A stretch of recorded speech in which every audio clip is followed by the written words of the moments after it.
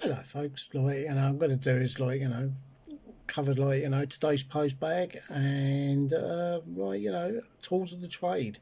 Talk about my USB microscope. So what we do is we'll go into the down view and we shall see what we shall see. Right, so I've discussed before about having a USB microscope, and today the stand for it turned up, although I have been using it on my Lidl's helping hands thing, but this is much better. Right, now we'll just put it into view. Bosh. So it's got like left and right, up and down rather there. It's also got, if you look here, there's a hole. Well, it's a bit hard to see it, right? There you can see there's a hole. So you can actually have that sideways. That clamp holds the microscope there, and you've got a nice matte black base. All screws together, screws down very quickly. It's very easy to work with. It was only a few pounds.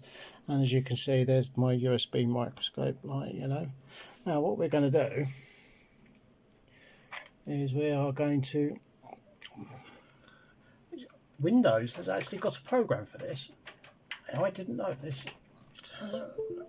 Right, so you can see there, if you look on there, click it onto camera, there it is. So I can stick something underneath it. But it needs a bit of a focus.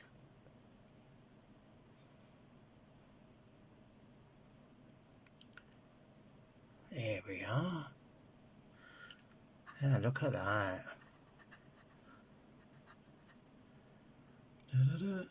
The hair on it already. That was like that when I took it out. As you can see.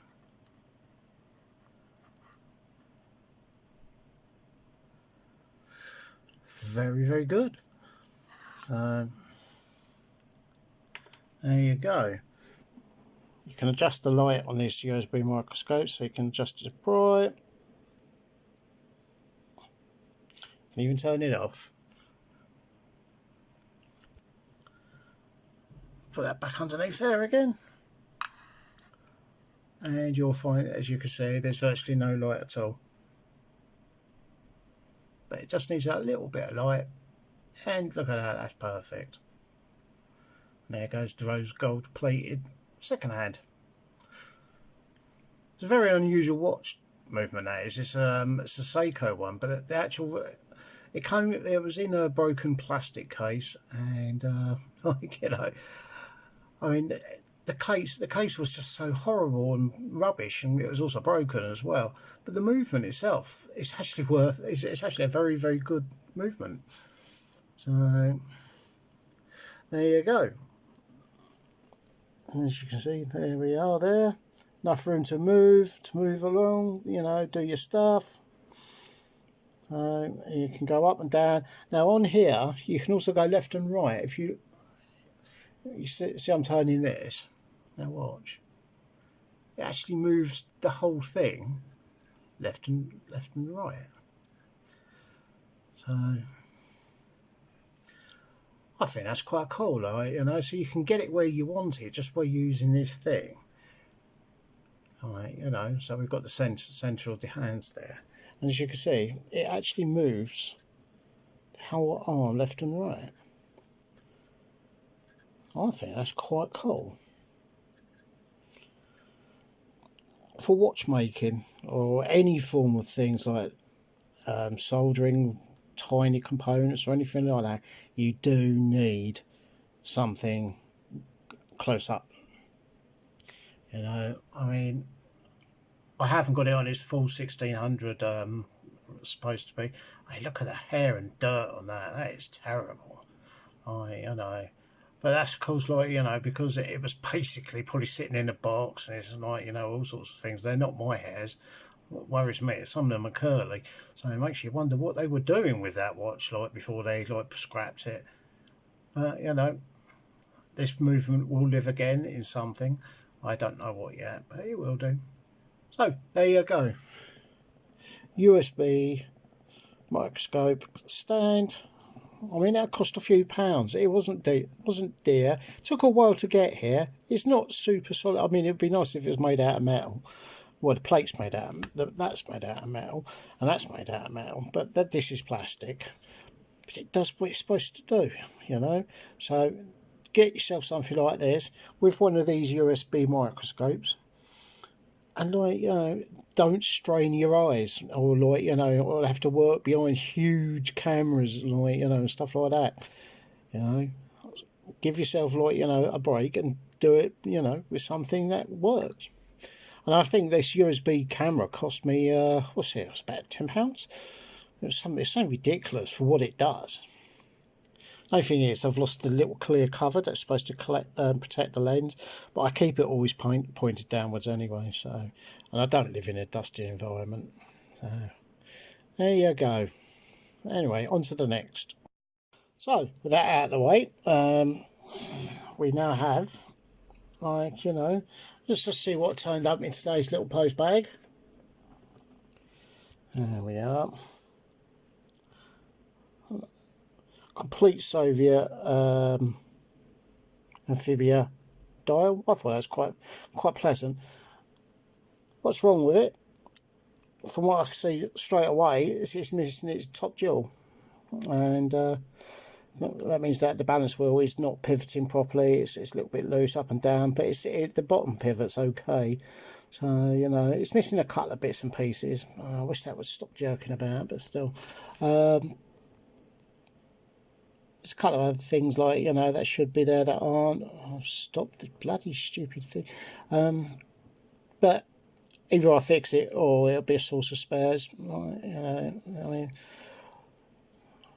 being an amphibia movement means I've got some spares now for my amphibia, which I am wearing today, as you can see. Beautiful watch, look at that. Look at that exact time as well. You know, you cannot go wrong. So we've got that. Bought these primarily. This is paint pen in red and a paint pen in black. It's made by a company called Toyo or something. Right, now if you look on the amphibia's bezel, it's black paint infilling and red paint infilling. Now this one's actually in very good condition because it's a new replacement, but I have got several old ones that really do need their paint refreshes, especially on the TIN ones. So, and the final thing from today's postbox is going to be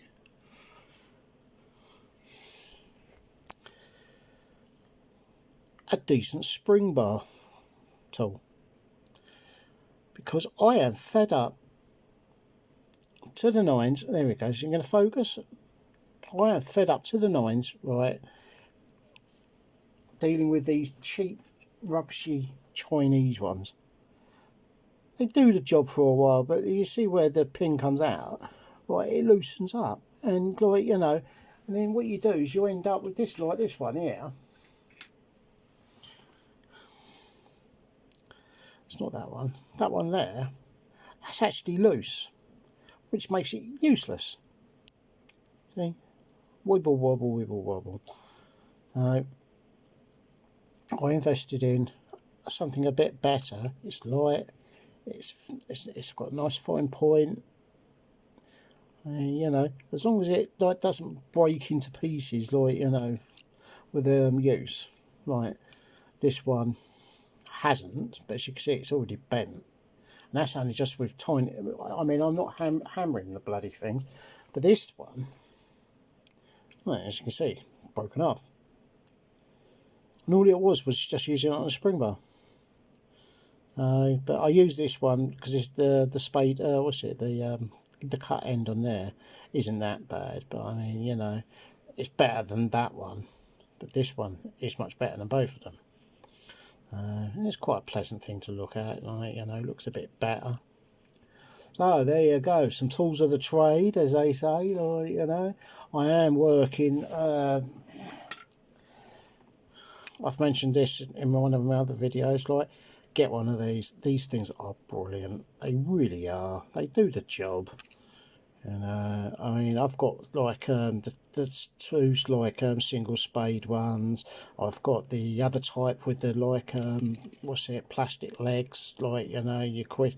This one does the job, because as you can see, it's got a very, very fine thing there, whereas the other ones are thicker. And then, I mean, they're more for clocks than for watches. But, you know, do get yourself one of these if you're doing watches. These things are brilliant. And they are cheap as chips. You know, I haven't got the money to buy, you know, top of the range Burgeon or Rolex or whatever tools, like, you know. I mean, I'm not going to. And the other thing I invested in recently was this. But it's okay. But I've got this ruler here, like, you know, and it just will not fit into those things. So, you know, I mean, I'm kind of stuck. I'm going to put that in a vise, and I'm going to like tap it around with a, like, you know, a solid screwdriver. So I've got some tapping screwdrivers somewhere. I'm just going to open it up. Right. This one's a very strange one. When it's flat down like that, it doesn't work. But if you turn it on its side, might even do it there. Look, as you can see, is it going to do it? No, it might be out of wind. But it will work on its side. And it'll keep absolutely spot on time on its side. Really, really weird. So, you know, I don't know what I'm going to do with that one. I might even break it down for spares and just put them in a spares box. You know, if I can't, I mean, I don't know what it is. I mean, it's a pleasant looking watch. I mean, it's not dissimilar to, what's it, the Amphibias and the Komandurskis in watch shape. Except they're more like fatter there. So, you know, I mean, it's nice. It's got a sign crown. I mean, you know, they're nice watches. But that is, you know, by the way, and here's the final bit. I've taken this one that I'm working on now. Now I know what I've got to do. I'm going to disassemble it, and I'm going to put a new glass into it, and then that will become like, you know, a day. I was going to pay the 30 quid. I thought to myself, oh, well, hold up a minute, I'm supposed to be able to do this. I've changed watch crystals before. I've got the tools to do it. So why don't I just do it? All I need to know really is, do I need to take the bezel off, or do I just leave it as it is and just push it out from in between once I've got the movement out? Oh, this is such a solid watch, and it's a very pretty watch. You know, it's very handsome, rather pretty. You know, I love this thing. You know, this is my favourite quartz. I mean, I like this better than my rose gold Seconda. No, that's lovely. But this one I love. You know, and these weren't cheap either. You know, these Oscar Emile chronographs were a lot of money when they were new. And, you know, I just love the masculine industrial look of it. Right, enough of my whittering on. Like, you know, that's the trouble, is once you start a South Londoner talking, that'll be the end of it. You're kind of like, you know, you're stuck there for the next 2 hours, like, you know, as we talk about anything and everything. You know, so I will bid you farewell to the next one, and see you soon.